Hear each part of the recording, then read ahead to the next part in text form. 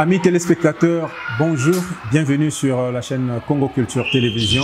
Je reçois pour vous, dans le cadre de l'émission À la rencontre de Madame Emilia Mambisa Mokengo, qui en fait est une femme d'affaires. Elle fait le développement personnel, elle est dans le business et surtout, elle a créé un concept, c'est le Congo au féminin. En tout cas, nous allons dans le cadre de cette émission parler d'elle d'abord, et aussi de ses activités, parce qu'elle a organisé ici à Brazzaville du 25 au 26 mars, c'était à l'hôtel Elbow Suite, une grande activité qui a pratiquement attiré l'attention des jeunes femmes, des femmes qui sont venues pour l'entrepreneuriat et surtout pour connaître quel est le potentiel que les femmes peuvent exploiter. En tout cas, nous allons, dans le cadre de notre entretien, parler de toutes ces choses. Madame Emilia, bonjour. Bonjour, Monsieur Benka. Alors, nous allons aller directement. Vous êtes une jeune dame, vous êtes lancée dans les affaires, apparemment très jeune. Qu'est-ce qui a été à l'origine de cette décision, assez courageuse d'ailleurs? Alors, du coup, oui, je me suis lancée maintenant depuis 7 ans dans l'entrepreneuriat, à la suite de mes études. Donc, j'ai obtenu un Master 2, donc j'ai un Bac plus 5 en marketing et communication. C'est un secteur qui m'a beaucoup intéressée. J'ai notamment un Master en communication et culture, parce que je pense que le domaine de la culture est important pour connaître son identité, connaître son histoire, et vraiment se positionner et mieux utiliser sa créativité dans le quotidien et notamment dans l'entrepreneuriat qui est un moyen vraiment de développer, de se développer, de développer une offre économique et de participer au développement de tout un pays. Et c'est vrai qu'en terminant mes études, j'avais vraiment envie de lancer un business, mais pour moi je connaissais pas encore l'entrepreneuriat, c'était pas aussi avancé que la théorie de l'époque. Voilà, je voulais juste travailler dans un secteur qui m'intéresse, tout simplement. J'étais beaucoup axée dans tout ce qui concerne les femmes, parce que je trouvais que les femmes, elles manquent de confiance en elles, elles ont besoin d'avoir des modèles, d'avoir des leaders pour mieux s'exprimer, mieux se connaître et se développer. Et c'est là où je me suis un peu tournée dans tout ce qui est féminin par le biais de l'événementiel, où j'ai rencontré d'autres femmes. Et une fois que je rencontre ces femmes, j'ai envie de connaître encore mieux mon pays, parce que du coup je suis basée aussi en France. Et c'est là où je fais des événements qui concernent les femmes. Donc je fais 2 éditions, le Congo féminin en France, qui du coup vise la diaspora congolaise. Et de là, je commence à beaucoup m'intéresser à mon pays d'origine parce que je suis née au Congo, mais j'ai grandi en France. Et par le biais de ces événements, je me dis que je dois retourner à la source directement. Bien évidemment. Beaucoup comme le dirait Robert. Exactement, je dois retourner à la source. Et c'est comme ça que je lance l'activité Le Congo féminin, que j'ouvre mon cabinet où je propose mes activités. Alors déjà, votre cabinet, c'est quoi le nom? Emi & Co.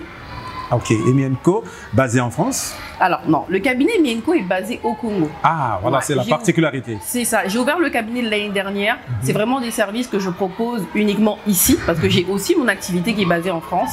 Mais là, ça me tenait à cœur vraiment d'accompagner des personnes au Congo par le biais de mes activités. Et Emi & Co, c'est tout simplement Emi, mon prénom c'est Emilia. Emilia, bien sûr. Co, c'est les autres, parce que j'ai vraiment cette volonté de travailler avec les autres, de vraiment être dans la... Créer une synergie. Voilà, créer des synergies avec les autres pour tout simplement faire éclore le potentiel de chacun. Alors, Emi & Co, quelles sont les grandes activités de ce cabinet? Alors, Emi & Co, c'est un cabinet d'accompagnement de consulting qui va accompagner les entrepreneurs, les grosses entreprises. Et là, il n'y a pas d'exclusivité pour les femmes? Non, non, là, il ne s'agit pas que des femmes, c'est les hommes. Les femmes, c'est toutes les entreprises. Les accompagner en leur proposant des stratégies de communication et marketing adaptées à leur image de marque et leur permettre de développer leur chiffre d'affaires de manière pérenne. Mais aussi, je propose des formations. J'en ai fait beaucoup pour les femmes, pour le moment. Donc j'accompagne les femmes qui ont leurs entreprises mais qui ne savent pas comment valoriser leur activité au pays, qui ne savent pas quels sont les bons outils de communication. Et vous parlez des femmes de la diaspora? Alors non, ça c'est les femmes qui sont ici. Emi & Co c'est pour ici. Ah, ok. Mais depuis qu'il y a eu l'événement Le Congo féminin, il y a même des personnes d'ailleurs qui me contactent pour cela. Mais c'est vrai que Emi & Co c'est vraiment ici parce que j'ai mon entreprise en France où je propose de la formation mais en ligne. Donc Emi & Co c'est aussi le moyen de m'adapter aussi à l'économie du pays. Donner de l'opportunité aux personnes qui n'ont pas forcément les moyens de beaucoup dépenser dans tout ce qui est culturel, connaissance. Vraiment je m'adapte vraiment au portefeuille des personnes qui sont basées ici. Et vous êtes parti de quel constat? pour mettre en place cette structure qui, à mon avis, est une solution pour tous les jeunes entrepreneurs. Quel est le constat que vous avez eu à faire? Alors déjà, je pars de mon expérience. Donc j'ai mon activité Femmes d'influence, qui est une marque féminine de développement personnel et professionnel. On a une communauté de 3 millions de femmes qui nous suivent dans le monde. Et de là, j'ai une communauté congolaise qui me contacte en nous disant mais nous aussi on veut recevoir ces conseils, nous aussi on veut avoir confiance en nous, nous aussi on veut lancer nos activités. Et de là je viens au Congo, je fais aussi mon constat personnel que les moyens de communication qui sont utilisés sont totalement différents finalement de la France. On est beaucoup sur tout ce qui est imprimé, les flyers, les affiches. J'ai beaucoup appris même pendant la communication de l'événement. Et je rencontre des femmes qui sont entrepreneurs, qui beaucoup sont dans tout ce qui est informel, parce que ça coûte trop cher en fait de devenir formel également. Donc les personnes ont des business, mais tout est sur le court terme. Alors, c'est pas des projets. En fait, on gagne de l'argent pour résoudre des problématiques d'aujourd'hui. Or que lorsqu'on se lance dans l'entrepreneuriat, il faut voir sur le long terme. Il faut être visionnaire. Commencer par une activité, 2, 3, 4. Et lorsque je vais au marché et que je vois qu'il y a pratiquement que des femmes qui vendent, et je me dis, la quasi-totalité des commerçants. C'est ça, l'économie du pays est tenue par ces femmes-là. Et ces femmes-là, elles ont besoin de savoir comment valoriser leur activité. Elles le font, elles ont un cadre, elles le font. Ça fonctionne bien déjà comme ça. Mais maintenant, il faudrait que ces femmes-là puissent évoluer. Qu'elles puissent évoluer, qu'elles puissent gagner encore plus d'argent, qu'elles puissent avoir des commerces, être autour de 4 murs, vendre, ne plus sortir du cadre informel, être reconnu par l'État. Je pense que être entrepreneur, c'est aussi évoluer. C'est pas rester à un simple stade. Et c'est dans ce sens-là que je me dis, il y a des personnes qui ont besoin d'aide sur comment en fait communiquer, utiliser tous les moyens de communication. Comment être connu localement, mais nationalement et voire internationalement. Parce qu'aujourd'hui, on a des produits locaux qui sont magnifiques. Quand je vois Glacy qui fait de la vente de glace avec les produits locaux, les produits d'ici, mon rêve serait qu'elle soit connue de manière internationale parce que le but derrière, c'est de valoriser le Congo. Et c'est un impact culturel que l'on peut avoir de manière internationale lorsqu'on a les bons outils de communication et de marketing. C'est ça. Alors, Madame Emilia, dans le cadre des formations que vous faites, vous insistez beaucoup sur le développement personnel. Quel est l'avantage de ces différentes formations sur le développement personnel? Pourquoi est-ce si important? Alors, pour le développement personnel, avant de se développer professionnellement, il faut se connaître. Il faut se connaître et c'est là où la culture est importante, dans le sens où c'est important de connaître son talent, connaître ses passions. Qu'est-ce qui me passionne tous les jours? Qu'est-ce que j'aimerais faire? Très souvent, on peut être induit en erreur en se mettant dans des secteurs, peut-être parce que les parents nous ont dit que c'était mieux, faire des choix d'études qui ne nous correspondent pas, à la personne que l'on souhaite être ou ce qu'on veut actuellement. Le but, c'est vraiment pousser les gens à se connaître. Qu'est-ce que j'aime faire? Qu'est-ce que j'ai envie de faire? Quel est le type de personne que j'ai envie de devenir? Quelles sont mes valeurs? Quelle est mon éducation? Et en fait, le développement personnel nous permet tout simplement de connaître notre identité, ou du moins de la forger, de la développer, pour vraiment répondre à nos besoins en tant qu'individu. C'est notre individualité qui va s'exprimer professionnellement. Donc le but, c'est pas d'être dans des secteurs juste parce que dans ce secteur ça marche. Apparemment il y a de l'argent dedans, ça marche. Parce que sur le long terme, il faut développer plusieurs compétences. On l'a vu avec la Covid. Tout était fermé, on faisait comment pour gagner de l'argent? Donc lorsqu'on a plusieurs compétences, ça nous permet peut-être, on est chez nous, on sait qu'on peut, on s'exprime bien, qu'on aime parler, on prend notre caméra, on fait des vidéos en ligne. Et on se fait connaître. Et on se fait connaître. Donc on va passer peut-être 3 mois enfermés, mais on aura développé quelque chose d'autre. Ou si on est passionné par la cuisine, on continue de le faire également. Mais ça, c'est parce qu'on le sait. Il y a trop de secteurs qui sont prisés parce qu'on se dit, mais ça, c'est pas des vrais métiers. Donc en gros, on peut dire que le développement personnel, c'est la meilleure connaissance de soi-même. Exactement. C'est la connaissance de soi, mais aussi la connaissance des autres pour bien exprimer, utiliser son émotion. On parle d'intelligence émotionnelle. Lorsqu'on est avec les autres, comment travailler avec les autres? On a ce problème-là aussi dans les métiers. Parce que j'ai des clients, je travaille avec des clients, j'ai des clients d'entreprise qui sont des grosses boîtes, mais c'est important de développer son intelligence émotionnelle pour savoir travailler avec les autres. Et là, c'est le gérant en tant que tel ou bien c'est le personnel? pas en tant que gérant, c'est en tant que personne. C'est-à-dire qu'on a tous nos humeurs. On peut se réveiller aujourd'hui, je suis de mauvaise humeur, j'ai pas envie de parler avec les autres. Comment, nous, en tant que personne, on peut gérer cela pour maintenir cette cohésion d'équipe? Parce que personne ne peut réussir dans la vie sans l'autre. C'est la tolérance. C'est la tolérance. Voilà. Quelqu'un doit nous ouvrir la porte. On doit travailler ensemble. Même pour faire cette émission, on travaille avec les autres. Exact. Donc, savoir travailler. En fait, le travail, l'ensemble, travailler ensemble est très important pour se développer même. Exact. Alors, vous parlez de développement personnel, vous parlez de l'entrepreneuriat, vous parlez du business, mais la tendance au féminin est toujours là. Alors, dites-nous, le Congo au féminin, c'était déjà quoi le projet? Ça s'est passé pendant 2 jours. Et comment est-ce que vous avez apprécié cette activité? Alors, déjà, le Congo au féminin, le constat, c'était aussi... j'ai une entreprise, Femmes d'influence, comme je vous disais. Voilà. On a 3 millions d'abonnés qui nous suivent, mais on met en avant les femmes, les françaises pour le moment. Ah. On a fait un concept de vidéo qui s'appelle My Vision, où on partage l'histoire de femmes entrepreneurs, de leurs témoignages, comment elles ont réussi à se développer. Et je me suis dit, j'ai envie qu'il y ait des femmes congolaises. Parce qu'elles aussi ont leur place, voilà, qui peuvent aussi inspirer les autres. Parce que lorsque j'ai fait des formations il y a 1 an et demi au Congo, j'avais fait une formation, j'ai posé la question, quelles sont les femmes qui vous inspirent? Personne n'a su répondre à cette question. Au Congo. Donc on parlait de femmes ivoiriennes, camerounaises, américaines, françaises. Ça veut dire qu'il n'y a pas de modèle sur le plan local? En fait, il n'y a pas de modèle. Elle n'arrivait pas à me donner un nom. Aujourd'hui, je suis contente parce qu'on parle de Madame Francine Toumi, qui est une scientifique très reconnue. Ça me fait plaisir, mais elle n'est pas la seule. Voilà, elle ouvre la porte à d'autres femmes et ces femmes-là ont besoin d'avoir un espace d'échange. Et c'est comme ça que le Congo féminin naît. C'est tout simplement créer un espace d'échange, un espace sain où les femmes vont être mises en avant et être reconnues comme modèles par les participantes. Lorsqu'on sort du Congo féminin, je suis contente de voir les participantes dire que je ne savais pas qu'il y avait autant de femmes congolaises qui faisaient un tas de choses. Et se dire que cette femme, dans la bande exactement, il y a des femmes qui étaient connues, d'autres pas connues. Donc on a eu plus de 25 femmes qui étaient sur scène. Et moi je suis contente de me dire demain, lorsqu'on dit quelles sont les femmes qui vous inspirent, je sais qu'il y aura des femmes qui étaient présentes au Congo féminin qui vont être citées. Et ces femmes-là, très souvent, elles sont discrètes, elles sont dans l'ombre parce qu'il n'y a pas assez de médias peut-être qui les portent de manière internationale. Les médias locaux font leur travail. Et moi je pense que, en tout cas ma vision et mon besoin, ça serait d'utiliser toute l'audience que j'ai basée en Europe pour leur permettre de faire éclore toutes ces femmes-là, mais de manière internationale et que d'autres médias puissent en parler. Et le suivi après cet événement, est-ce que c'était déjà la première édition? C'était la première édition au Congo. Et quelle est la périodicité que vous avez prévue? Parce que je pense que vous avez suscité un certain engouement et les gens attendent bien ferme le prochain rendez-vous. La prochaine édition sera l'année prochaine, donc en 2023. Avec, à quelle période est-ce que vous pensez organiser cela? Je pense que je vais garder la même période. Le mois de mars. Le mois de mars, mais c'est vrai qu'il est très demandé, très chargé, très demandé ce mois. Mais je pense que ça sera vraiment autour de cette même période où je reviendrai avec de nouveaux speakers, de nouvelles femmes à mettre en avant.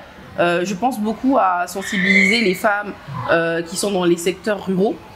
Je pense que ça sera important aussi de les avoir sur scène parce qu'elles ont leur place. Est-ce que vous avez pensé aux contrées telles que Pointe-Noire, Dolésy et autres? Oui. Alors, il y avait des personnes qui étaient là aussi de Pointe-Noire. Qui sont venues de ces localités. Exactement. Et on m'a même demandé de le faire aussi à Pointe-Noire. Ah oui, bien sûr. Il faut y penser, madame. Je reste ouverte vraiment à toutes ces opportunités-là pour vraiment sensibiliser toutes les femmes du Congo. Alors, madame Emilia, dites-nous, est-ce que l'entrepreneuriat, c'est une réalité au Congo?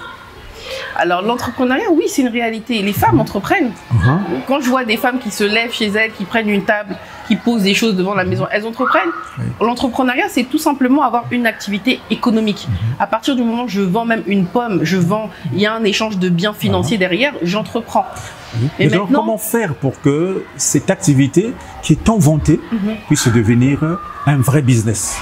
Voilà, en fait, c'est la partie, justement, c'est le côté administratif qui est un peu plus difficile parce que les coûts aussi sont difficiles pour certains.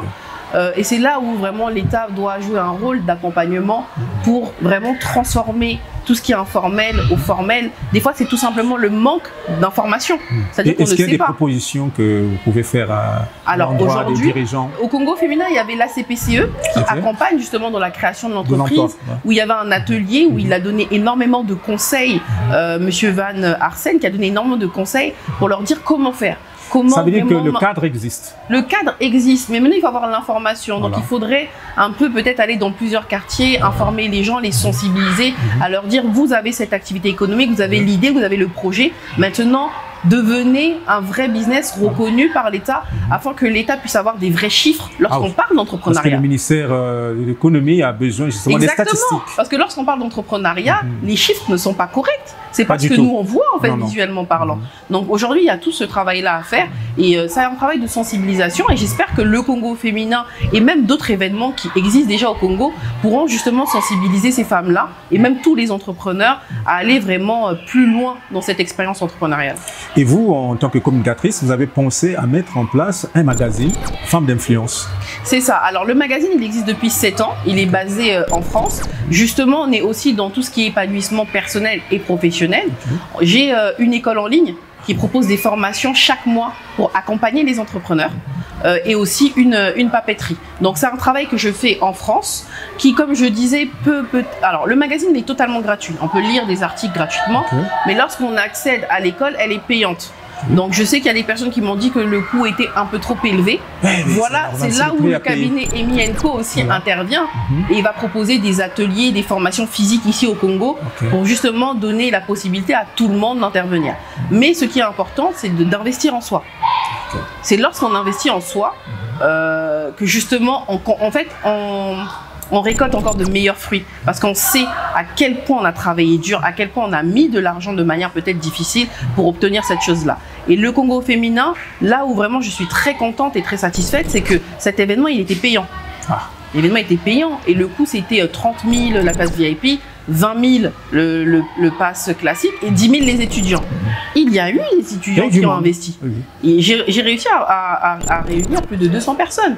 200 personnes sur 2 jours qui investissent en elles. Et moi, je vois l'investissement. Et toutes ces personnes-là, j'ai créé une base de données pour rester en contact avec ces personnes-là. J'ai un groupe pour les plus jeunes où je leur donne des conseils sur leurs études, leur orientation professionnelle. Lorsque j'ai des offres d'emploi, je leur envoie pour vraiment garder la main. Pour leur permettre d'être au courant. Exactement. Je ne veux pas qu'on se donne rendez-vous une fois dans l'année. Je veux qu'on garde ce contact-là. Et si je peux donner des conseils qui sont totalement gratuits, on a un groupe WhatsApp où on discute de manière totalement gratuite. Si je peux apporter ma pierre à l'édifice, je le fais. Alors, dites-nous, madame, vous êtes basée en France. C'est vrai que vous pensez beaucoup au Congo, votre pays d'origine, mais sur place ici, quelle structure vous avez mise en place pour faire le suivi de tout ce que vous avez jeté comme base? Alors j'ai une équipe qui est basée ici et qui continue de travailler même lorsque je ne suis pas là, malgré le fait que je suis basée en France, mais maintenant je peux dire que je suis entre les deux. Ah oui, parce que je suis entre le Congo vous y êtes et déjà la France. Pratiquement depuis un mois. Alors non, ça fait 3 mois que je suis ici. 3 mois. Oui, ça fait 3 mois que je suis ici sans avoir bougé. J'espère que les autres ne vous manquent pas. Si, ça me manque la fraîcheur. Ah ouais, la fraîcheur me manque. Mais sinon, si j'ai une équipe qui est basée ici et qui va continuer de faire pérenniser ce travail-là, parce qu'il y a toujours ce travail d'accompagnement. Mais ce qui est bien, c'est qu'on est dans un monde digital où par le biais de téléphone, d'applications comme Zoom, de conférences en ligne, on peut garder le contact avec les clients et avec les participants des événements. Il faut utiliser justement, je suis une communicante, on utilise des outils de communication pour garder ce contact-là. Alors, nous sommes presque arrivés au terme de notre entretien, mais en tant que visionnaire, parce qu'il faut quand même se le dire, vous boostez les autres à travers leurs compétences, ça veut dire que vous êtes très forte dans le coaching. Alors, qu'est-ce que vous dites à l'endroit des jeunes filles, des dames qui vous suivent sur Congo Culture Télévision et qui rêvent déjà de devenir femme d'affaires, peut-être entre guillemets influenceuse, parce que même si dans les coulisses vous refusez ce titre d'influenceuse, mais aujourd'hui il faut quand même admettre que votre expérience, votre témoignage booste les autres. C'est aussi de l'influence. Alors un message à l'endroit de ces jeunes qui vous suivent, parce qu'aujourd'hui, on pense que les affaires, c'est pour une certaine catégorie, c'est pour les dames qui ont la quarantaine, la cinquantaine, mais vous, très jeune, vous avez commencé, et on peut dire, même si honnêtement, je sais que votre l'humilité qui vous caractérise ne vous poussera pas certainement à l'accepter, mais vous avez déjà réussi dans votre domaine, et vous continuez à produire des effets. Un message particulier pour ces jeunes. Alors je dirais qu'il faut vraiment s'accrocher dans tout ce qu'on fait, avoir la vision déjà, avoir la vision, savoir quelle est la personne qu'on veut devenir en fait sur le long terme. Très souvent la vision nous permet de faire face aux challenges, de faire face aux épreuves parce qu'on sait qui est-ce qu'on veut devenir ou quels sont les objectifs qu'on souhaite atteindre. Ensuite je pense qu'il faut vraiment être déterminé et être ambitieuse. et vraiment participer à d'autres événements que le Congo féminin. J'insiste dessus parce que je sais qu'il y en a encore beaucoup au Congo, pour justement toujours garder son ambition élevée, parce qu'on peut avoir des moments, des coups bas en fait, où on est plus motivé, on a envie d'abandonner, et justement côtoyer, avoir un entourage qui nous permet de maintenir ce niveau d'ambition va être très important sur le long terme. J'ai la vision, je suis déterminée, je suis ambitieuse, j'ai une idée, je prends au sérieux mon idée. Malgré que des personnes vont peut-être me démotiver et me dire que laisse tomber, ça va pas tenir. Si quelque chose me passionne, je prends au sérieux ma passion. Si ma passion c'est les cheveux, je prends au sérieux cette passion-là. Si c'est la cuisine, je prends au sérieux. Si c'est réparer des chaussures ou autre, je dois me prendre au sérieux. Lorsque je me prends au sérieux, les autres vont forcément me prendre au sérieux, même si ça prend du temps. Je mets un point d'honneur sur l'éducation. Il faut s'éduquer. S'éduquer, ça peut être aller à l'école, mais ça peut être tout simplement faire des formations. Je suis contente parce qu'au Congo, il y a de plus en plus de formations très courtes, d'un mois, de 2 semaines, d'une journée. Pratiques. Exactement, pour tout simplement maîtriser des compétences. Plus je vais acquérir des compétences, plus je vais gagner confiance en moi et je vais créer des choses parce que je sais que je maîtrise cette chose-là. Je pense que c'est vraiment important d'avoir des compétences. Il ne s'agit pas tout simplement je sais faire quelque chose, je m'arrête là. Je sais faire quelque chose, mais je vais essayer de la maîtriser de manière à être vue comme quelqu'un qui est experte en la matière. Et lorsque je suis vue comme une experte, là, je commence à avoir une place, même de leader si je le souhaite. Ah oui. Donc vraiment, l'éducation, apprendre, lire des livres. Vraiment, moi, je suis même étonnée lorsque je vais à l'Institut français du Congo, il n'y a pas assez de monde en bibliothèque. Oui, le livre alors qu'il me semble que c'est gratuit même, la location. Lire beaucoup de livres. Lire des livres pour se connaître, lire des livres pour apprendre. Il y a tellement de richesse dans les livres. Les gens ne connaissent pas le pouvoir qu'a la lecture en fait. Donc vraiment apprendre des choses, m'ouvrir, ou avoir une ouverture d'esprit énorme. Et surtout les jeunes filles, parce que ce sont les générations de demain, vraiment s'éduquer. S'éduquer pour ne pas tomber dans des schémas qui ne vont pas forcément me valoriser en tant que femme. Vraiment s'éduquer pour être une femme intelligente, une femme confiante, une femme qui a vraiment sa place dans la société, et que lorsqu'on parle de la femme, on puisse être nous-mêmes chacune des exemples du pouvoir de la femme. Exactement. Donc vraiment c'est ce que je peux dire. Et l'entrepreneuriat, il n'y a pas de frein ou de peur à avoir. Il faut tester. Il y a des échecs, hein. Ça ne manque pas. Moi-même, je vis des échecs. Hein. Il y a des échecs, c'est ça le parcours entrepreneurial. C'est tester, échouer, recommencer, me perfectionner, corriger. C'est ça en fait l'aventure entrepreneuriale. Et comment faire pour rentrer en contact avec Madame Emilia? Alors j'ai mon numéro qui sûrement va être diffusé Exactement. durant. Je vais donner mon numéro, mon adresse mail par lequel je suis joignable, et on peut vraiment me joindre facilement. Mon assistante répond vraiment à tout, et des fois aussi c'est moi qui réponds, et j'essaie vraiment d'apporter des solutions pour ceux qui en ont besoin. Je reste disponible. Vraiment. Et Congo Culture, qui est une chaîne en ligne, a aussi une rubrique Femmes Leaders. Alors je pense que ce serait un bon partenariat entre Congo Culture et Emi&Co pour faire la promotion de ces dames, parce que vous avez parlé dans cet entretien de la place de la communication, et je pense que Congo Culture se fera ce plaisir de vous accompagner. Ah oui, avec plaisir. Voilà. Je pense que c'est important, c'est un travail à faire, comme je disais, je ne peux pas faire ce travail toute seule. Il y a des personnes qui étaient là avant que j'arrive et qui continueront d'être là, et je pense que c'est un travail à faire ensemble, en étant solidaires et en valorisant vraiment les femmes pour qu'elles puissent avoir la parole et beaucoup plus de visibilité et donc d'impact dans la société. En tout cas, c'est nous qui vous remercions. C'est moi. Et un dernier mot pour clôturer cet entretien. Un dernier mot, merci déjà pour l'invitation. C'est aussi le moyen pour moi de parler de mes activités et donner encore plus de lumière. Et j'espère vraiment qu'on travaillera ensemble sur du long terme et mettre l'accent aussi sur tout ce qui est culturel. Parce que comme je disais, la culture, c'est vraiment un moyen d'exprimer son identité et d'apprendre à se connaître, à se découvrir et valoriser tout un pays. La culture du Congo est très importante et j'espère que je pourrai aussi y participer à mon niveau, comme je peux. Merci beaucoup. C'était donc l'émission À la rencontre d'eux.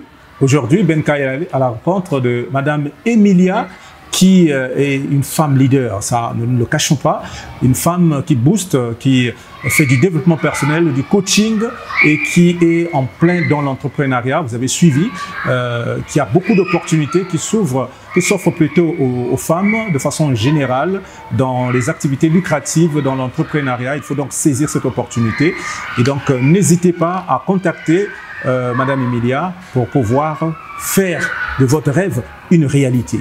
C'était donc à la rencontre d'eux avec Ben Robinson. La semaine prochaine, nous allons aller à la rencontre d'un autre acteur culturel et je vous dis au revoir et à la prochaine.